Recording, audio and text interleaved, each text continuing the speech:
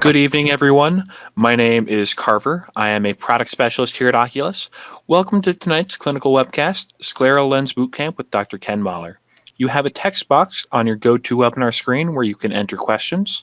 Feel free to enter your questions during or immediately after the presentation, and we'll have some time to discuss them at the end of tonight's webcast. Our speaker tonight is Dr. Ken Mahler. Dr. Mahler earned his doctorate from the Illinois College of Optometry and is currently in practice in Fort Lauderdale, Florida. His practice is devoted to orthokeratology as well as providing visual rehabilitation for the irregular cornea. He is one of the foremost wave contact lens designers in the world and authored the first wave contact lens designer certification program. Dr. Mahler lectures extensively on custom contact lens design as well as providing clinical consultation services. Dr. Mahler was also one of the first doctors to start using the PentaCam corneal skull profile scan, or CSP software, including when it was still in beta 2 years ago. He is a fellow in the American Academy of Optometry, a fellow in the International Academy of Orthokeratology, a diplomat in the American Board of Optometry, and a fellow in the Scleral Lens Society.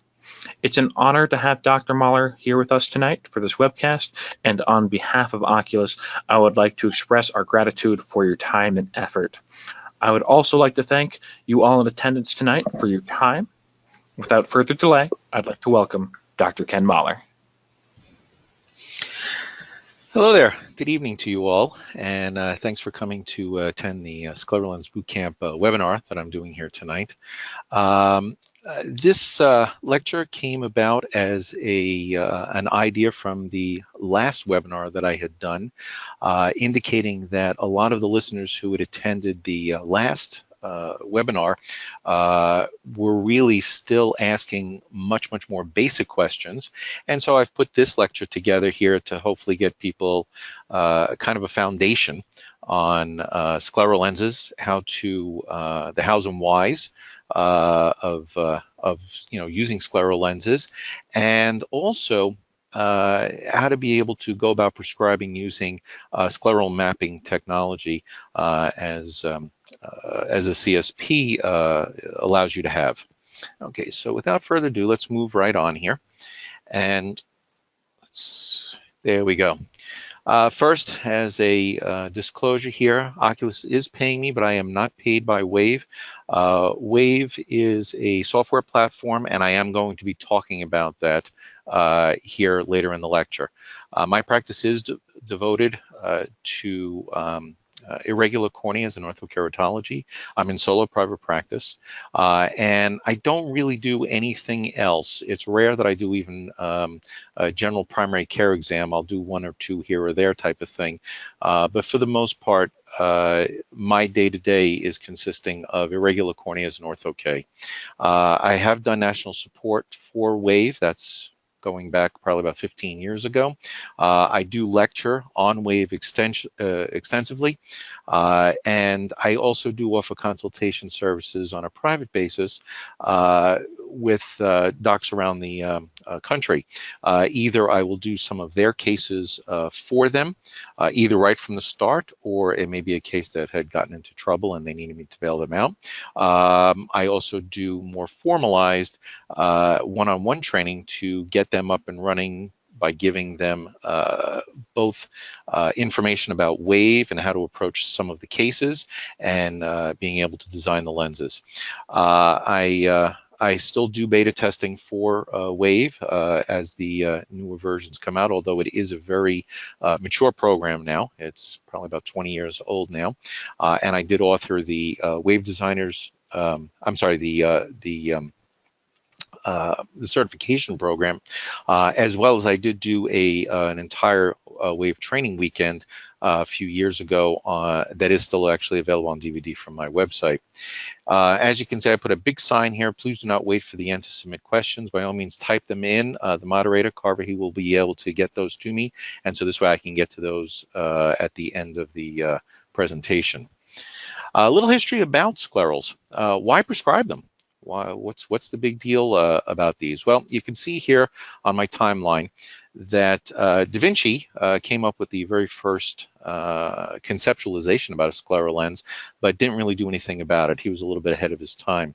But going into the mid-1800s, that's where you did really start to see a little bit of interest in scleral lenses. And coming down toward a little bit later in the 1800s, they actually were produced out of blown glass. The 1888, Fick described the use of the scleral lens with optics to correct vision, and here the following year you even had August Muller actually correct his own high myopia. So that may have been one of the first applications of scleral lenses to address ametropia. Things continue to move on, but you can see there down toward the end of the 1800s and into the early 1900s, you could see the real interest was centering around keratoconus. Now, moving into the little bit more modern history of scleral lenses, in the 1950s, after World War II, and the plastics that had been developed, corneal PMMA hard lenses largely replaced the glass-blown scleral lenses that had been used up until that time. And then corneal lenses really dominated for the next 30 years, obviously also bringing soft lenses in around the 70s. Until 1980s, they started to make their way back into the usage. You had in the 90s a few actual commercial brands made it to market. And then in the 2000s, they really started to become fairly commonly prescribed for some of the not only extreme pathological conditions there, but maybe even for high ametropia, maybe some of the dry eye type of scenarios. And so, yeah, they were starting to make their way into a little bit more general use. By the 2010s, they were definitely on the rise. Many lectures were presenting information, a lot of the about scleral lens, and a lot of the laboratories were coming up with their various proprietary designs, trying to get more of the practitioners motivated to use these things. And we really started to see them getting prescribed even for normal eyes. There was actually nothing unusual about the eye, yet scleral lenses were thought to be an appropriate treatment at that point. Now, coming down toward the latter part of the 2010s, and certainly now here in 2020, there was a lot more work done to actually start to qualify and quantify the scleral shape. Because these lenses do land on the sclera, it would be nice to know what's actually going on out there. And so we started to see some more technologies come along to actually be able to map the sclera. And as those technologies started to become more commonplace, some of the designs that were offered by the laboratories started to employ some of these particular issues, and certainly the physicians started to prescribe scleral lenses based on more of this information coming down from the scleral shape mapping. Now, today, what are some of the most common conditions sclerals are being prescribed for? And keratoconus certainly has to reign supreme right now, with keratoconus and pellucids being the top of the market share. You also can see some of the dystrophies and degenerations. Certainly post-refractive surgical patients can benefit by these, as well as ocular trauma cases. So the irregular surface has really taken the or I should say the irregular corneal surface has really been taken a bit out of the equation, and just go ahead and get the lens to land out on the sclera. We don't really have to worry as much about what's going on the cornea and trying to get the lens to center correctly and position correctly and be comfortable and all of that. Now, in addition to the keratoconus, probably the second most popular reason that these are being prescribed are for ocular surface disease. The dry eye, these things do really create a very nice artificial environment that the cornea will sit in that's wet all the time, and these people can really have an enormous amount of relief from their dry eye symptoms. On the pathological side, these certainly reign supreme. Things like graft versus host disease, the Stevens-Johnson, the persistent epithelial defects, and neurotrophic corneas, these really do benefit tremendously from these, and there really isn't anything else that can touch these lenses in terms of therapeutic value. for these types of conditions. Also, infectious sequelae leaving the cornea somewhat irregular, and certainly top on that would be something, for example, like a herpetic infection, sort of leaving the cornea in quite a state of disarray there, and giving that eye vision back again is certainly possible from the scleral lens. High ametropia is still added in there. Transplants. On the transplants, you'll see I have a question mark there, and the reason for that is transplants have to be taken care of sort of, each on their own merits, because the transplants have a lot of other concerns and baggage that they bring to the table, and not that scleral lenses aren't used for these, they absolutely are, but they have to really be used much more judiciously for these types of conditions, because many other things have to be taken into account. And then scleral shells are still being used for non-sighted eyes. So let's move on. So what are some of the benefits? Well, the optical benefits are obvious. You can neutralize ametropias, whether you have a, myope, hyperope, a highly astigmatic cornea, and even the presbyopes. Some of the laboratory offerings now are offering some multifocal designs, and so you can deal with presbyopes as well. You don't have to necessarily resort to monovision with scleral lenses. And then, of course, to neutralize some of these corneal irregularities, as we talked about the keratasias on the previous slide. Now, in the therapeutic benefits, you absolutely positively create a protective environment for the cornea and or conjunctiva, and certainly in ocular surface disease, this is really where these people can sort of have a sigh of relief from the symptoms that they get from these conditions. Do not take that to mean, though, that the condition is very simple to address. It's just that these devices really do work well in that environment to provide relief. It does stabilize the precorneal tear film, and it does create a reservoir so that the cornea can be lubricated consistently, and certainly in the last few years we've seen autologous serum tears being utilized even in the bowl of the scleral lens, so that we can get a very nice long delivery of that to try and heal some possible underlying pathology. Corneal neuralgia, that has a question mark, and there's certainly a lot more work that's starting to be surfacing on corneal neuralgia. Whether or not scleral lenses actually help these or not, I think the jury is still out. Certainly, subjectively, some patients have reported some benefits, but doesn't seem to be across the board that these people all have resolution to their complaints. Now, on the concern side, it's not everything is roses here. We have the physiological concerns of hypoxia. These lenses are absolutely less transmittable for their oxygen delivery to the cornea, and these patients do wear these lenses sometimes many hours a day. A 14 to 16 hour day is not uncommon, so we do have to concern ourselves with the possible level of hypoxia that may be generated underneath this. Increased IOP. Finally, after many years, study was released. It was a multi-center study about I think it was about a year and a half ago or so, that did show that the average IOP is raised on 5 millimeters of mercury at 5 hours of wear, and again, this was an average, so that means that some may have higher, some may be a little bit lower, but this is certainly a concern if you may have a fragile nerve and you're concerned about glaucoma.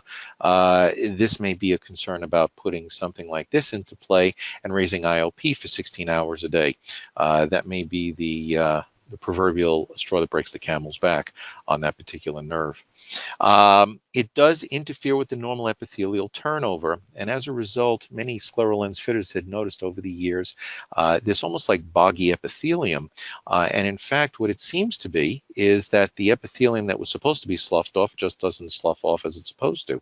And so whether or not that's a concern other than it doesn't look very good at the slit lamp, that remains to be seen, so we don't really know about that. We also have mechanical issues such as conjunctival prolapse and a possible loss of goblet cells, because these lenses do land on these the conjunctiva and do suck on, and there may be an actual mechanical insult to goblet cells, so that's a concern. Even on the dry eye patients, is it possible that we're fixing the symptoms and these people are much happier, but we may in fact be enhancing the problem over long periods of time, meaning years?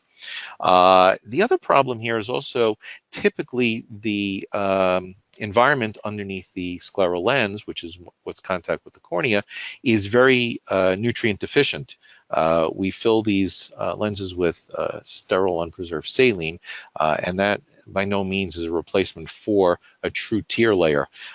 Tear layer function is meant to be in contact with a cornea to properly bring nutrition as well as to remove metabolic waste. And because we have more of a stagnant type of environment, this is something that we certainly have to be on the lookout for.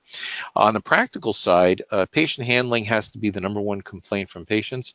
Learning how to put these things on and learning how to remove them sometimes are very challenging for patients, and as such, many devices have surfaced to try and help patients along with this particular type of problem. I have seen and talked with colleagues that many people achieved fantastic results but gave up because they were not able to handle the lens. So this is a real issue, and it certainly bears a conversation with the patient at the beginning. Regarding vision, if they in fact really have horrible tear film, all you're doing with the scleral lens is you're moving it to the front of the lens.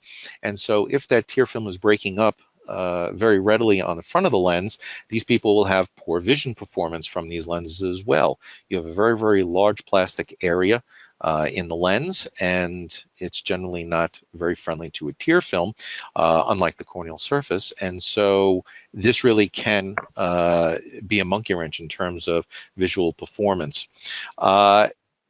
Another real problem has come up with the irregular optics that are generated on the rear surface of some of the corneas, such as keratoconus and the like.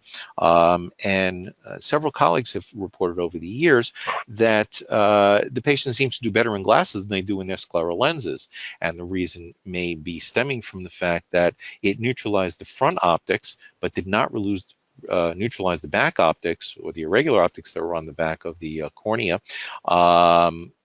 And because that was still in the equation, they were really dealing with a lot of aberrations that were still present. And as of right now, we don't really have any way to address that with a scleral lens. And then lastly, the cost of the patient. These are more costly devices, and so that is a concern for the patients as well.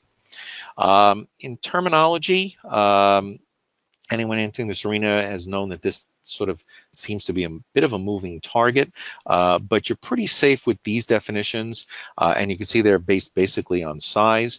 Semiscleral really is it's past the limbus and up to about 15 millimeters. The mini scleral is going to be 15 to 18 millimeters, and large sclerals are 18 to 24 millimeters. And certainly in dealing with the majority of the offerings from the laboratories out there, the mini sclerals certainly seem to be more of the dominating entity right now, both because it's a little bit easier for patients to handle and it does get the job done. Now, defining the parts of the scleral lens, you have the central portion, which is really devoted to the optics. The peripheral cornea, which is sort of how the lens is starting to make its way back to the cornea so that it can land. And we do have to be concerned with both prolate and oblate shapes. We have the limbal segment, which is how are we going to deal with getting across the limbus.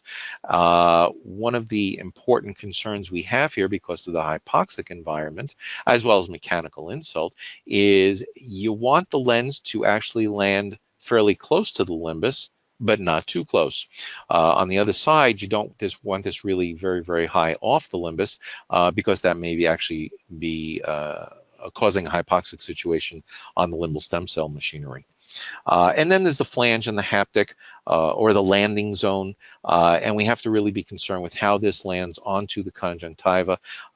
We use terms like healing or towing, meaning that the lens maybe lands too close to the limbus and then lifts back up off as you're moving further from the cornea out toward the edge of the lens.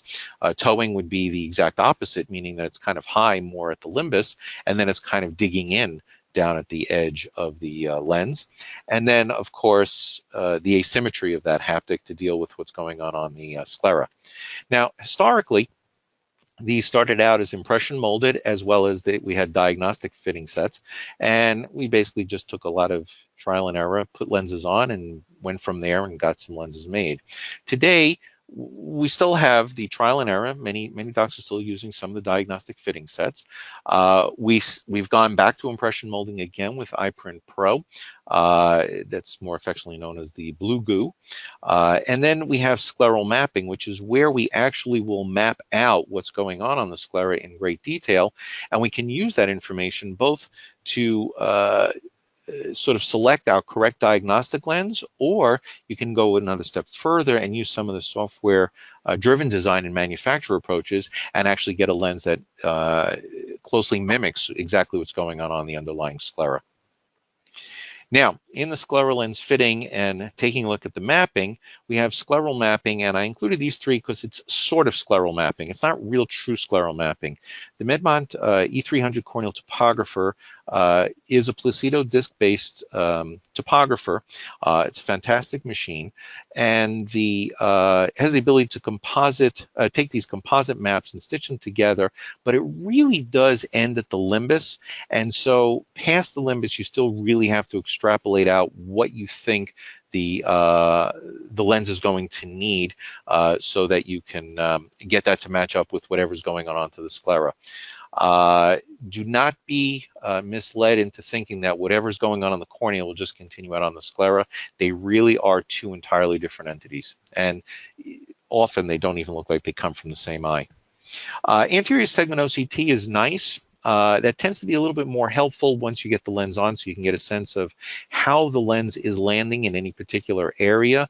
And again, you can also take some measurements and get some idea of sagittal depth, so that may help you in some trial lens estimation of what's going on there. And then you can just use your diagnostic set, put a lens on, and then estimate the sagitta at the biomicroscope. And don't sell short good clinical skills at the biomicroscope. They really can really solve the equation of getting a lens to perform correctly. Now, the true scleral mapping technology is really three on the market right now. You have the Eaglet Surface Profiler, which goes by the acronym ESP. You have the SMAP 3D, and then you have the PentaCam Corneal Scleral Profile, which is the acronym CSP. Now, I'm going to be talking about the PentaCam because I have been using this extensively for the last couple of years already. And so, PentaCam, what is it? Well, it's a rotating camera. It spins around, and when it spins around, it takes optical slices through the cornea, giving you both corneal topography as well as tomography data. It images further back than the cornea, and you really can get into the anterior segment pretty nicely. There are three units, as you can see down on the pictures there. The basic, the AXL, the HR, they all have different strengths and weaknesses, and they have certainly different price tags associated with them. So you really have to decide what your real priority is in terms of your patient flow, as far as which PentaCam is going to work the best for you. Now, in the world of scleral lens fitting, the HR and the basic are both compatible with the CSP software. The AXL is not. So if you're going to be fitting scleral lenses, the AXL is not the device for you because it's not going to give you really the information you need. Both the HR and the basic can, and they interface with the CSP software. What you can see on the screen here is a display of the CSP software. So I'm going to use my arrow here. On the right-hand side here, this is the actual cross-section that you can see. You can see the cornea, you can see the lid margin. This is a piece of the iris over here, and you can actually see the front of the crystalline lens over here. Down at the bottom over here is the information that we're more interested in with the sclera. Is you can see here's the limbus, and this is the information that we're really looking for because we want to get a sense of what's going on out where this lens is landing. And it's given this to you on both sides over here. Now on the top, you can see here, these are the actual scans that it took as it was rotating around, and the one that's highlighted, which is this one here at the top, it says 19 out of the 250 pictures that I took, is actually this cross section where the blue bar is going across. So that's the actual angle that we're looking at, and that's what we're seeing displayed down here at the bottom. On the left-hand side of the screen, these are the 25 profiles that were taken as it spun around. The center, which is color-coded gray, except for this one that's red, is color-coded gray. That's actually the central corneal data, and it's pretty much out to the limbus. So that's all the corneal data. The four colorful sections over here, you have the green, purple, red, and blue correspond respectively to the superior quadrant, the temporal quadrant, the inferior quadrant, and the nasal quadrant. And that's also displayed right here on this map. Now on this map here, you can see here's the central cornea, and it's out to just about 12 millimeters there. So you can actually see that really the gray data really is all of the central cornea, with the green respectively at the superior quadrant and these other colors over there in their respective quadrants there. Let's move on. This is in addition to that. Here's that coverage map that you can see, and you can see the coverage is quite good. You can see my coverage is actually extended out past the 16 millimeter ring on both sides there. This one I'm just at 16, a little bit further, and this one I made it even a little bit further out there. So the coverage here is very, very good. And what the display also does is it uses a couple of reference spheres. Because the cornea is much more curved than the sclera, it's using a reference sphere for both the corneal data, right up over here, that ends at this very harsh junction, and then the rest of it is the scleral data, and it's giving you the reference sphere that it's using. Here for the cornea, it's an 8.3 millimeter radii, and then the 10.5 millimeter radii, so that you can see that, and then gives you respective elevations off of those spheres, so you can see what's above the sphere and what's below the sphere here. Now, utilizing this map here on the left, you can see there's a lot of vacant data up over here, and if you look at the coverage map, you can see it looks like it's got some broken teeth over here. We really didn't get very, very good coverage on here, and this was one of the earlier attempts that I had. This is one of my patients, and you can see it was pretty horrible. As I started utilizing the device, you can see I got much better in terms of getting good coverage, and you can see I have a very, very good coverage map here, and respectively, you can see that the data really extends very, very far out on both directions. It is important, if you're going to be fitting scleral lenses, you do want to get the data from the captures right at the beginning to be very, very good data. Now, just to show you what's contained within these arcs, you can put your cursor down anywhere. In this particular case, I put my cursor down here and clicked on it, and this is probably a little too small for you to see, but there are a bunch of numbers here. So I just did a mouse over at a chord of 14 millimeters, and I've blown it up here so you can see what the actual values are. And what these are the sagittal depths at a chord of 14 millimeters, cross-secting through each one of those meridians. And so you can see how it's ranging over here. And you can see that I made this a little larger here, so you can see that the sagittal depth at 14 millimeter chord at that top line over here, it has a value of 3,361 microns. So that's telling you exactly where that is in space. Down here at the bottom on the temporal, I did the same exact thing, and you can see here I blew this one up to see 3,674 microns. And the thing that you should take away from this is that even at a chord of 14 millimeters, which is a fairly small diameter, we have a difference of over 300 microns between the superior and the temporal portion of where I took this cross section. Now on this one, I did it out at 15 millimeters because it does give you the display at 15 millimeters, and I just created a little chart here across the principal meridians that are displayed here. And so we got the respective values of the superior, temporal, inferior, and nasal quadrants at a 15 millimeter chord. And what we can see here is that at 15 millimeters at the extremes, we have nearly a 400 micron difference between the elevation of the inferior and nasal sclera. Down here, you're also getting the angle that the sclera is moving away at, and you can see there's a difference of 5 degrees, and in the world of scleral lenses, this is enormous. Now, I took that very, very same eye at a chord of 16.3 just to see how more asymmetric things would get out another millimeter, and in this case 1.3 millimeters out. And what we can see here is we're actually over a half a millimeter of difference between the inferior and superior quadrants. Notice it's not the inferior nasal that was dramatic like this, but it's actually the inferior and superior now. And we have a difference in angle of 8 degrees, which is enormous.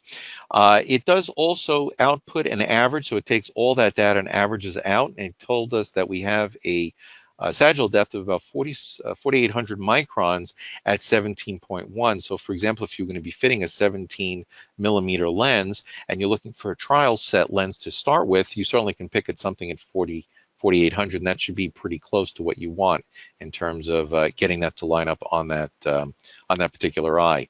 Now, what it also does, though, and I think this is very important to understand, is at 15 millimeters, the flat meridian was at 4 degrees, but at 16.3 millimeters, the flat meridian is actually at 16 degrees. So we've actually had a shift of where the flat meridian is. And this really does go to illustrate exactly how oddly shaped these scleras can really be. Now, this is the actual output that comes, and you would never really look at this. I'm only including this so you can understand a little of what's behind the curtain there. But you can see this sort of oval shape here. What that actually is a spreadsheet, and I kind of took an area and blew that up here, and I blew it up a little larger. This is actually all the data that it's capturing. And so at any given distance, right here in the middle, that would be the 0 point, because that would be at the apex of the cornea. These are the sagittal depths that the PentaCam was able to measure. And so you can see in excruciating detail exactly what the sclera is doing at any given point.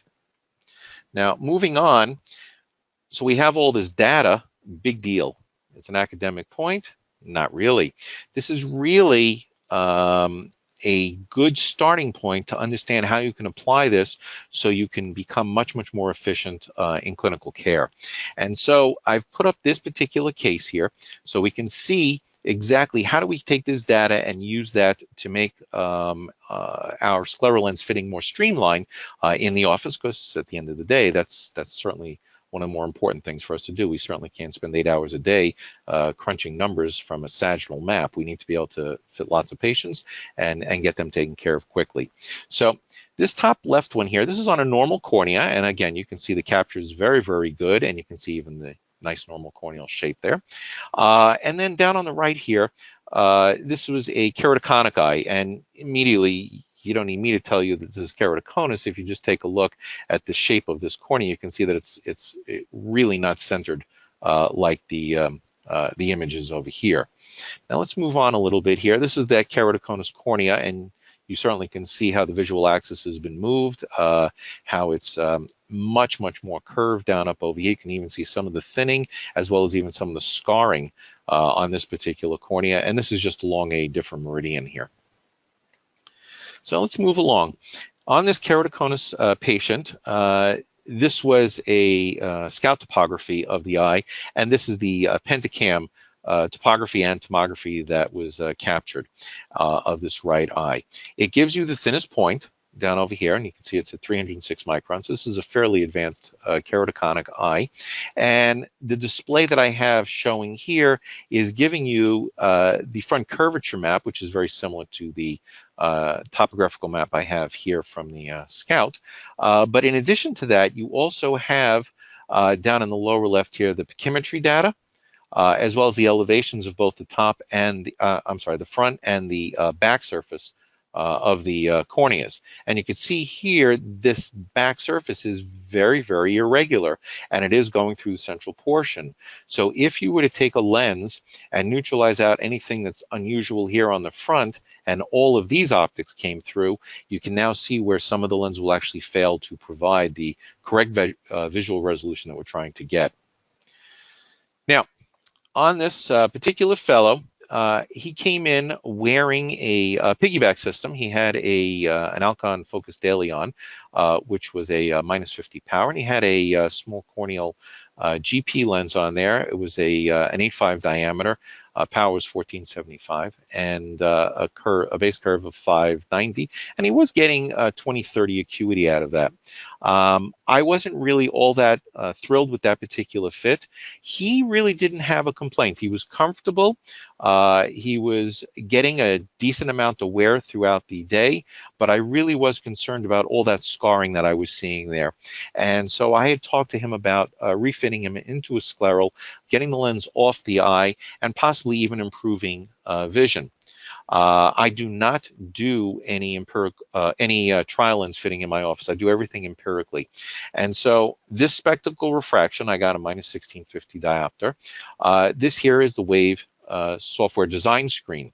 And I'm not going to go into Wave here, but what you need to take away from this particular screen, for those of you who don't utilize Wave or unfamiliar with Wave, is that in the bottom half of this screen, as soon as I get my cursor here, you can see this surface, which is gray, and then it's white out over here. And right now we happen to be looking at the nasal temporal meridian, the one straight across at 180. And this surface was actually generated directly from all that sagittal depth data that the PentaCam gathered. So this shape should be very representative of exactly what his eye looks like. On the top of that, you can see my blue arc, and that was the contact lens that I designed. And I designed in there a lens to land out here onto the sclera. You can see it's a diameter of about 15.8. The asymmetry of this lens is something that really is not accomplished through any other means other than something like Wave software. The only other devices right now on the market that can do something like that would be something like iPerm Pro, as well as, and I haven't had a chance to use it yet, is the possibly the latitude lens that interfaces with the SMAP 3D.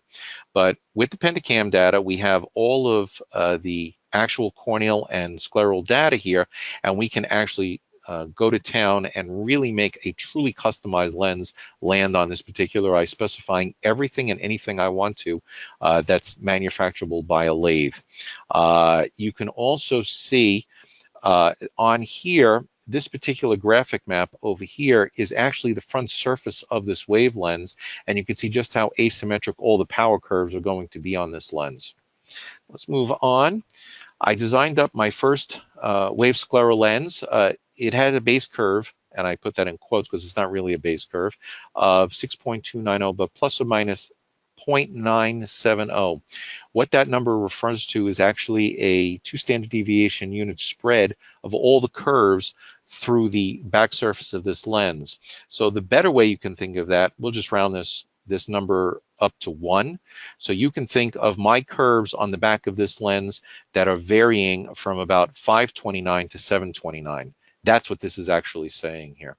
Diameter was 11.8, as we saw, and again, the power is reported also as a standard deviation, 2 standard deviation units, and again, we'll just round this off to 8 diopters. You can see that the power that's distributed on this lens from center to edge is varying somewhere between, let's see, 8, so it's about -3 to about a nearly a -20. Certainly a bizarre lens. This is not any spherical type of lens. Got the lens on this patient because I was using this first lens as a rehabilitation lens to allow his corneas to recover from the insult of the piggyback and corneal lens. The lens landed absolutely beautifully, 360 degrees. I had about 100 microns of central clearance over the cone. He already got better acuity out of my lens, 20/30 plus, and this was my over-refraction, which was basically nothing. And so you can see, without even putting a single lens on this eye, I already got 1 lens on this fellow, and we were done. I dispensed that lens. This gentleman actually was in earlier this week, which is about 7 weeks after I dispensed this lens. He's had about a 25 diopter shift in his cornea in topography. I didn't have a chance to include that into this lecture here, but that's how his cornea has actually started to recover now that it's been under the scleral lens for the last 7 weeks. He has maintained very good vision through all of that, and he's very, very comfortable. He's doing very well with it. So to summarize what we talked about here today about both the CSP software and the WAVE software, the CSP software provides sagittal data that's out to consistently about a 16.5 to 17 millimeter cord. Sometimes I can get a little bit larger, but sometimes it's even tough to get out to the 17. But that is very, very good for the bulk of the lenses that are actually being fit these days. The captured data can create a virtual model of the cornea within WAVE, and you use that as a reference surface. And so that reference surface can really design some truly bizarre shapes that can match up to the scleras, which can also be quite bizarre. If you're not using something like WAVE, and you're using, for example, a fitting set, you can use the captured data manually and then use that as a guide to choose one of your fixed designs, as long as you know the sagittal depths of those fixed designs at any given chord. It will also give you insight to just how much toricity and asymmetry is actually going on their underlying eye, both in the location and the magnitude of that. And so, for example, if you end up with an asymmetry, and I did actually present this case in the last webinar that I had done, it was actually a normal eye that had an asymmetry of about 1.2 millimeters.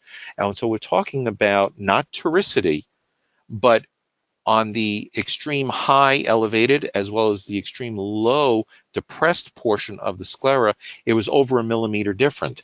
And no, it was not regular toricity. So if you would gather this data with the CSP, you would know immediately that reaching for that spherical or even a toric haptic is probably not going to address the case very well, which in fact is exactly what happened to that particular patient that I was just referencing. He had been to several scleral lens fitters and none of the lenses worked well until he'd come to see me. And once I measured the sclera and saw the data, I was able to understand exactly why they had failed with all the scleral lenses they had tried. The one thing the CSP cannot do is it can't account for the spongy factor of the conjunctival tissue. And so these lenses do really settle. And so what we want to try and do is try and align the lens with the actual scleral shape, but take into account that we know they're going to settle down into the conjunctiva. Some a little bit more than a little bit, and some will actually settle quite significantly. And so sometimes I find myself going back and adjusting the lift centrally to create a little bit more because the lens actually settled down more than I was expecting it to.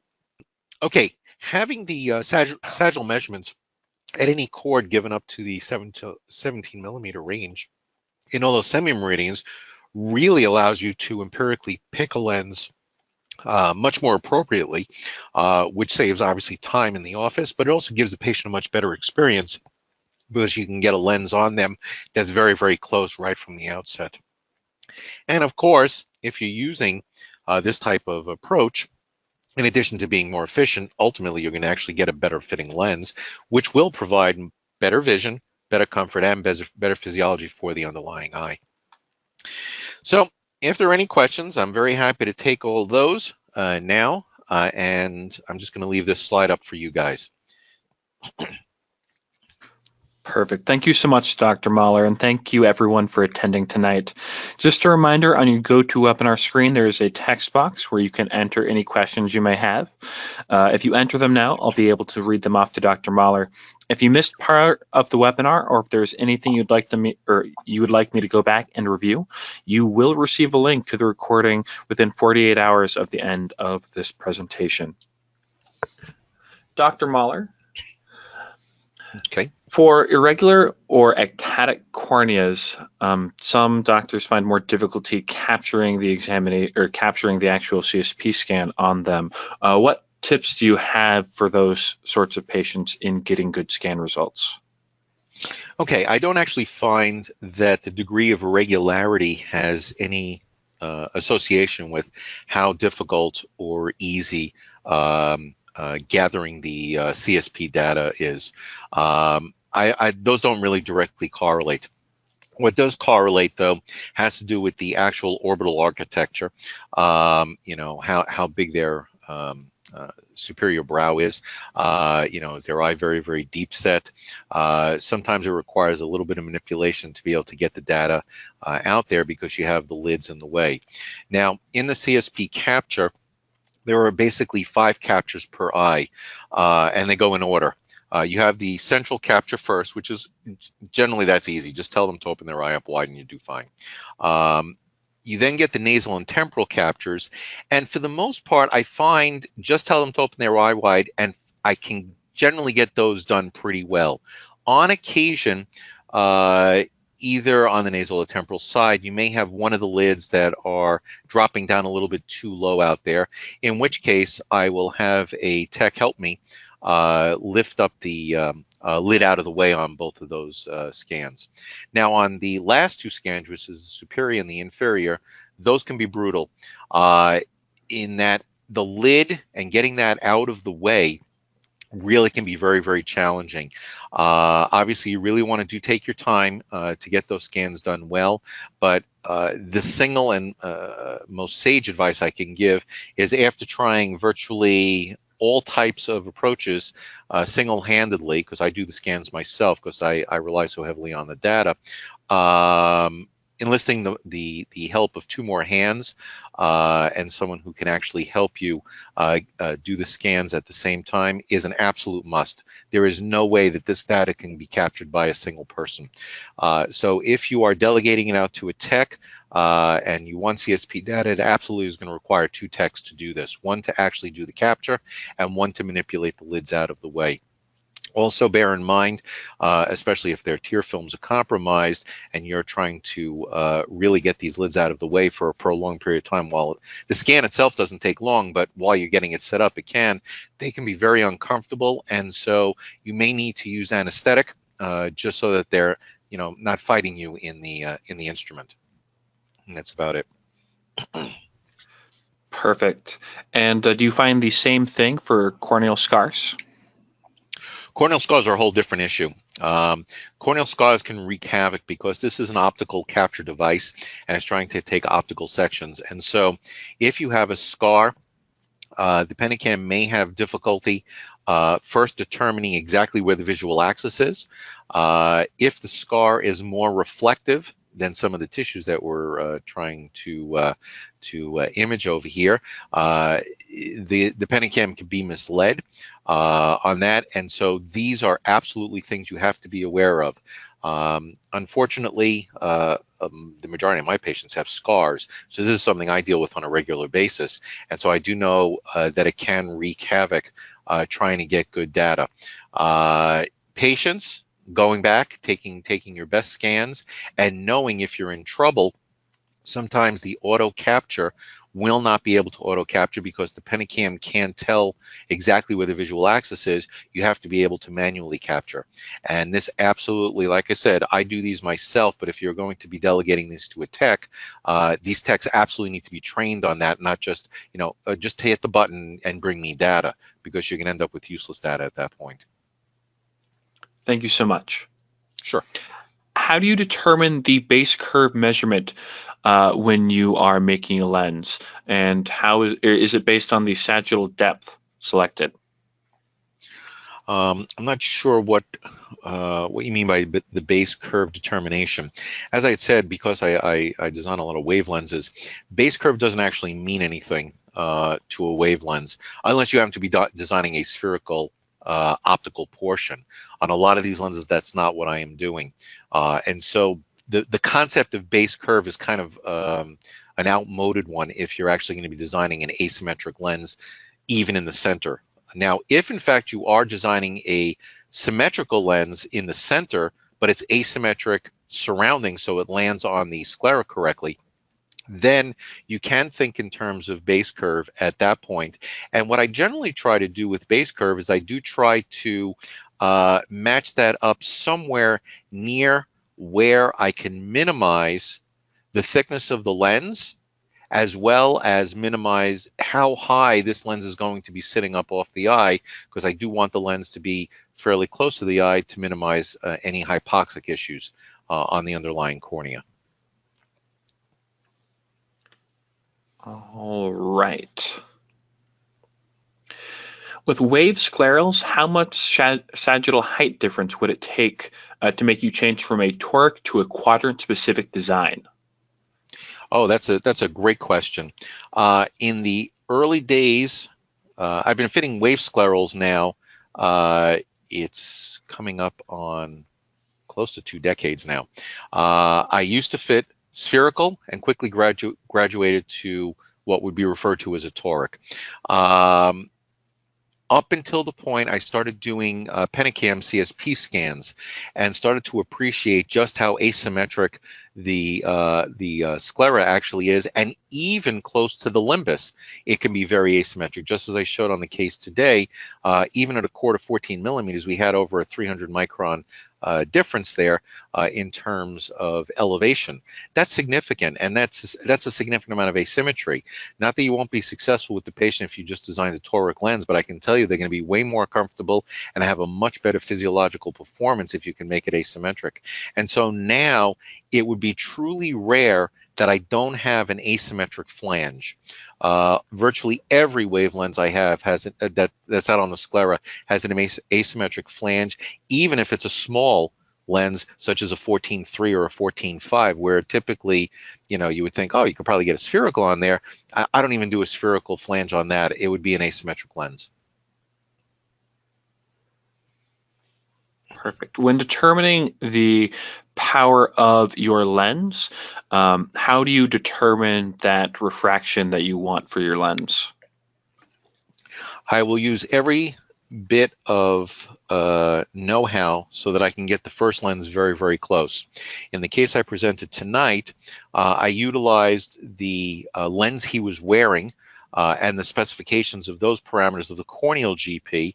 I matched that up with spectacly what I had refracted, kind of did a little fudging here and there to come up with something in the wave software that I thought was going to be really, really close, since we did have reasonably decent vision with the piggyback system he came in with. And you could see that fudging there, that was close enough to get me, within a quarter diopter. So that worked very well. If I have absolutely no data whatsoever, because these lenses are fitting so well, I actually have contemplated even considering putting a trial lens on so that I can get some over-refractive data so I can have a better power idea for my first lens. And the reason I say it that way is because I've been fitting empirically now. Gosh, I tucked away the trial sets more than 15 years ago. They all have a thick coat of dust on them. So, but I've noticed now that the fitting on my first lenses are fitting so well that it's almost a shame not to have the power. Whereas historically, go back 3, 4, 5 years, 10 years, I knew I was going to be refitting the lens again anyway, so I figured I'll just use the first lens that I get as a diagnostic. So I've actually contemplated putting a lens on as a trial so I can get at least some refractive data, and that may be something that you might want to do. Perfect. In terms of the variation, in terms of the landing zone on the sclera, do you ever get very flat or very steep scleras? All the time. And do not think that the underlying condition is the reason why it's like that. In the previous webinar, I put up 3 cases. One was a perfectly normal eye, but had trauma to the cornea. So there was nothing unusual about that eye other than it had a penetrating injury.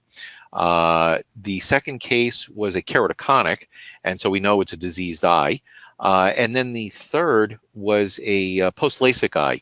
And I put up the example, if I'm not mistaken, I think it was at about a cord of 16.5 millimeters.